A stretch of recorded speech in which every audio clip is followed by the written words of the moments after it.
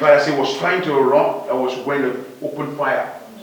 Because they already had the belief that he was mysterious, he could disappear. And so let us see how he would disappear. A series of bullets went down his legs, and then they took him away.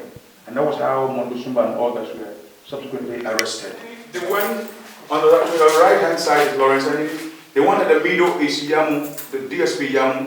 And the one on the left-hand side is Ofege, that is Mondosumba. And the one over here, these people, they were notorious for their criminal activities. As a matter of fact, between 1985 and 1986, the old Bendel state boiled. And the fear of this was the criminal activities, the criminal acts of these people, these gangsters, this led by Lawrence Anini.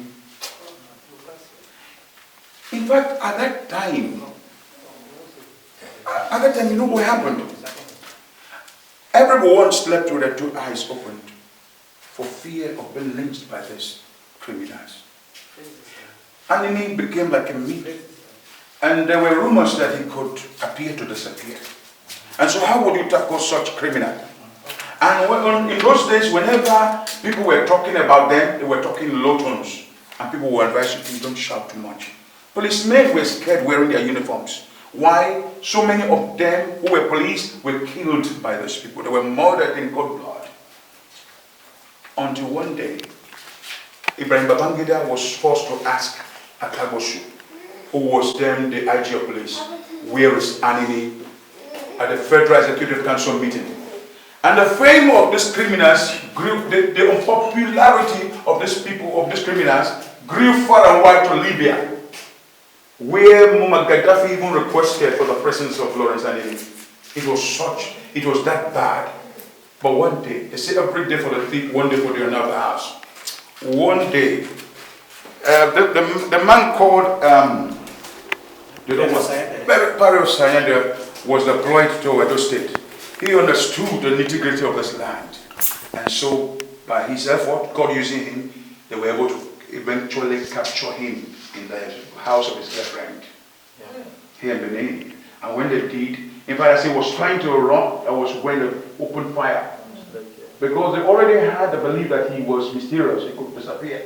And so let us see how he would disappear. A series of bullets went down his legs, and then they took him away. And that was how Mondosumba and others were subsequently arrested. They were arraigned before the magistrate court, who subsequently sentenced them to death, Papaya and squad. There was heavy downpour on that day, as they were tied to the stakes, drums behind, and the soldiers were posted. You can see the soldiers right there.